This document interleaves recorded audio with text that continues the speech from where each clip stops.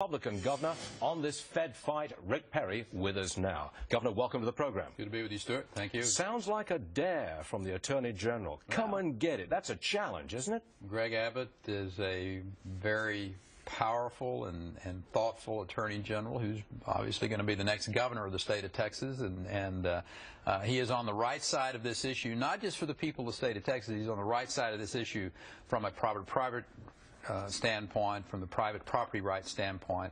And I don't think Americans want to see another one of these exhibitions from the federal government of them coming in with armed troops over an issue that ought to be taken care of with a little common sense when you think about it. Do you approve of that kind of language? Come and get it. Well, it is a dare. It is a flat-out Texas challenge. Actually, it's not a dare. It's a promise that we're going to stand up for private property rights in the state of Texas, and I don't have a problem in the world with Attorney General Abbott's words here. But the key on this, from my standpoint, Stuart, is the federal government already owns too much land. We ought to be having a conversation in this country about how can the federal government divest itself of a huge amount of this land holdings that it has across the country, rather than looking for ways to come in and take over private property that's been in the people's land. It is private property? From my perspective, it is private property. The Bureau of Land Management says, look, this is the public domain. It has been since the mid-1980s, at least parts of it. Well, then the federal government are going to come back in and say, you know what, Mexico used to own the state of Texas, so let's have a conversation about, where the rightful ownership of this is. Or we go back with the Native Americans and have, are we going to go relitigate every piece of private property that we got in this country because we have a federal government that's out of control? So how do you view the statement of Senator Harry Reid? He described the people who are standing up to the feds coming in. He described them as domestic terrorists. Just for one moment, Governor, I'd like to roll that piece of tape so everybody can hear it again. Go. These people who hold themselves out to be patriots are not. They're nothing more than domestic terrorists. Not patriots, domestic terrorists. Strong language. Your response? It is. I would suggest that Senator Reid spend a little more time in Nevada and get out of Washington, D.C. and go visit with those people that he's disparaging. I think that's very unfortunate language and frankly, not something that you would want a leader in America saying about the citizens of this country. Do you have a problem with guys with guns getting together and opposing federal force? Well, here's the bigger issue. I have a problem with the federal government putting citizens in the position of having to feel like they have to use force to deal with their own government. That's the bigger issue. And that's the reason I think that the Bureau of Land Management needs to be really careful about coming, whether it's Nevada or Texas or Oklahoma or whatever state it might be, and acting like that private property is something that they control and that they are going to be able to make the decision about who this belongs to. We're a rule of law country, and private property is at the base of it. And unless the federal government respects that, then I'll suggest to you that they are the ones that are instigating the opportunity for misfortune to happen. Let me read to you the statement from the Bureau of Land Management, which they gave to FoxNews.com. I'm reading it verbatim now. The BLM, Bureau of Land Management, is categorically not expanding federal holdings along the Red River. They directly contest the view that it's private property. Yeah.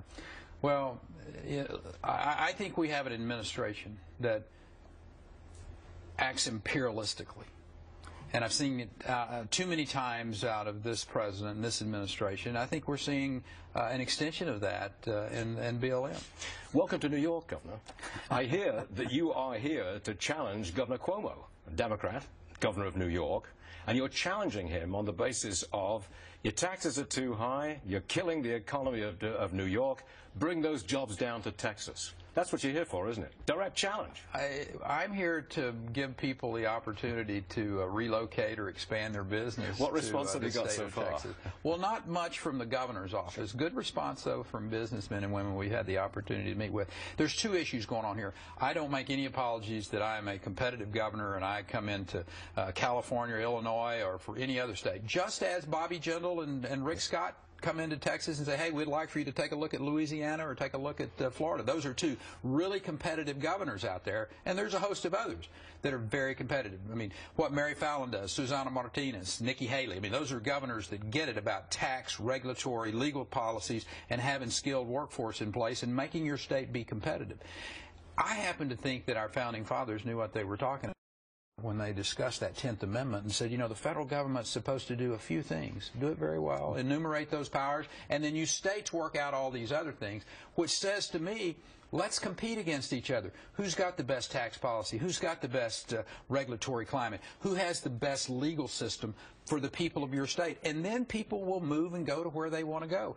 And if that's the test, more people have migrated out of New York and California over the last decade than any two states to go to places where they can find some relief. You're a missionary on jobs and taxes to the state of New York. What about the issue of fracking? Fracking is alive and well in Texas, and you're doing very well with it, but it's on hold in New York. And do you think you can convince New York's governor, the state legislature, the regulators of New York, do you think you could convince them to get out there and frack for what's under the ground here? Here's what I can share with them. That it is a safe practice, that all of the science shows that it is a safe practice. And if you care about your citizens, the southern part of New York, I mean, it's almost Appalachian in places. I mean, the poverty that's there and the jobs that could be created are a fascinating amount of jobs. There are young Hispanics in South Texas who maybe 5 or 6 years ago, Stuart, didn't have a job or maybe had a minimum wage job today, making $100,000 driving a truck in that Eagle Ford formation because the state of Texas has decided to produce the resources that have, you know, God's put under the land in Texas, and we created extraordinary amount of wealth, not just for the oil companies and not just for the state. You're a missionary on taxes and jobs and on fracking. Amen. Amen. How about immigration? I want to run a brief soundbite from Jeb Bush and what he had to say about it. Yeah. Right, and then I'll get your comment. Roll tape, please. They crossed the border because they had no other means to work, to be able to provide for their family. Yes, they broke the law, but it's not a felony. It's kind of it's an act of love. It's an act of commitment to your family. Just concentrate on that one expression. It's an act of love. What's your response to that one expression? Yeah. Well, I think this is a conversation that has been going on for lots of years. I think there's been a lot of heated rhetoric on both sides, and hopefully common sense will come into play here as we see what's actually happening, and it's on the energy side of things. I think the bigger issue for us as we go forward is that the immigration issue may be one that's fixing to change and change in a big way. Because Mexico is about to liberalize their energy policies, and we're going to see a great outflow of individuals. Is it an act of love, Governor, when someone comes across that border to feed their family? Is that an act of love? I think in a lot of cases, it's about, I want to be able to take care of my family. And for 40 years, we've sent the message that come on over, it's okay, don't worry about breaking the law. And then all of a sudden, the rules get changed, 911 occurs, and we have so drug you've got cartels. some sympathy for Jeb Bush's position. I have sympathy for his emotion. I totally understand about people breaking a law to take care of their family, particularly when the country whose law you're breaking has for 40 years basically said, come on over, don't worry about it. And we did that. And we have to stand up and truthfully say that that was the message all too often through the 60s, 70s, 80s, and even the 90s. That's the message that we sent to individuals in Mexico. Come on over here, we need your work. And then in the 2000s, it was like, wait a minute, we've got drug cartels, we've got people who want to do terrible things to America in the form of terrorists, and now we're going to ship everybody back to where they're from. I have to ask the question which everybody asks you, so I'll phrase it in a different way. Have you thought seriously about running again for the presidency? Oh, absolutely. You give it serious consideration. Serious consideration. It is an option that in 2015 we'll make. Okay. Governor Rick Perry, what a pleasure. Good Thanks very much for joining us.